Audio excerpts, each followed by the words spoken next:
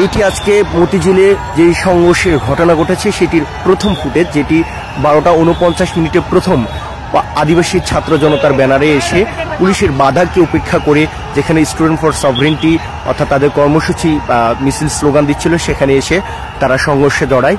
এরপরে আরেকটি ফুটেজ রয়েছে যেখানে দেখবেন অর্থাৎ পুলিশ এবং যে স্টুডেন্ট ফর সভরেন্টি এবং আদিবাসী ছাত্র জনতা যারা রয়েছে তারা দুই পাশে রয়েছেন। এর মধ্যে আবার সেকেন্ড টাইম কিন্তু সংঘর্ষে জড়ায়, যেখানে মিডিয়াতে যেটি অনেক বেশি এসেছে সেইটি আমি একটু দেখানোর চেষ্টা করব। এখানে প্রথম আপনারা দেখছেন যে সংঘর্ষের পর কিন্তু পুলিশ কিন্তু দুপক্ষকে আলাদা করে দিয়েছে। এবার দ্বিতীয় ফুটেজটি লক্ষ্য করুন, এখানে একজন নারী যিনি একটি ব্যানার নিয়ে একবারে সামনে এসে দাঁড়িয়েছেন, যারা স্টুডেন্ট ফর সভারেন্টি ছিল তিনি কোথায় থেকে এসে দাঁড়িয়েছেন আমি আপনাদের একটু দেখানোর চেষ্টা করব। অর্থাৎ মাঝখানে পুলিশ, মাঝখানে লম্বা একটা স্পেস জায়গা, ওই পাশে অর্থাৎ পাহাড়ি আদিবাসী যারা তারা আন্দোলন করছেন এই পাশে এসে তিনি ঘুরে একবারে যারা আন্দোলন করছেন পুলিশের সামনে, পুলিশ যাদেরকে ব্যারিকেড দিয়ে রেখেছে তাদের সামনে এসে কিন্তু তিনি ব্যানারটি ধরেছেন। আর এখান থেকে দ্বিতীয়বার সংঘর্ষের সূত্রপাত ঘটে।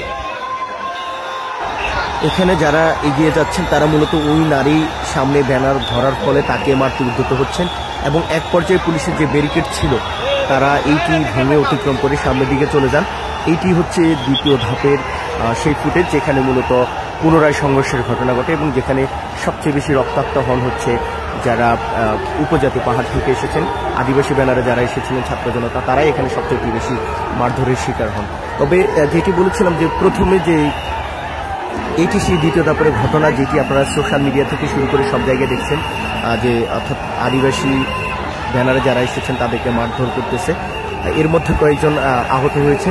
তবে এই দুপক্ষের যে সংঘর্ষের ঘটনা ঘটেছে, প্রথমে আদিবাসী ব্যানারে যারা এসেছেন তারা তাদের দিকে এগিয়ে গেছেন এবং দ্বিতীয় ধাপে যারা দেখেছেন যে একজন নারী কিভাবে সামনে গিয়ে ব্যানার ধরেছে এবং সুকৌশলে যাতে তার দিকে এগিয়ে আসে এবং এখানে যারা আন্দোলন করছে ঠিকই তারা কিন্তু এগিয়ে এসেছে এবং শেষ ধাপে কিন্তু এই সংঘর্ষের ঘটনা যেটি আপনারা এখন দেখলেন এটি কিন্তু মূলত দ্বিতীয় ধাপে যদি ওই নারীটির সামনে না যেতেন এটি কিন্তু হতো না।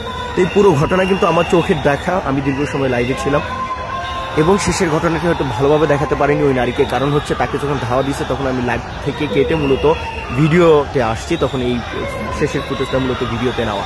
শেষে যে আহত হয়েছেন মারধর করছে সেই ভিডিওটা সবাই নিশ্চয়ই বিভিন্ন জায়গায় দেখেছেন, কিন্তু এর আগে যখন অর্থাৎ তাদের উপর যখন পাহাড়ি ছাত্র ব্যানারে যখন এগিয়ে যাওয়া হয় তখন কিন্তু অনেকে কিন্তু সেই ভিডিও কিন্তু দেখেনি, কারণ তখন মিডিয়া কিন্তু কম ছিল এবং এর আগে অর্থাৎ যে সুকৌশলে এগিয়ে গিয়ে বেশ কয়েকবার তারা যে উস্কানি দিয়েছে সেটি কিন্তু অনেকে দেখেননি। তো এটি ছিল মূলত আজকের চিত্র, যেটি পরের অংশ অনেকে দেখেছেন, আগের অংশটি অনেকে দেখেননি। আমি নিরপেক্ষ হিসেবে আমার মনে হয়েছে যে এই ঘটনাটি আসলে সবার কাছে তুলে ধরা দরকার, কেননা আসলে শুরু থেকে কি হয়েছিল এটি অনেকেই জানেন না, তখন অনেক মিডিয়াই কিন্তু ছিল না।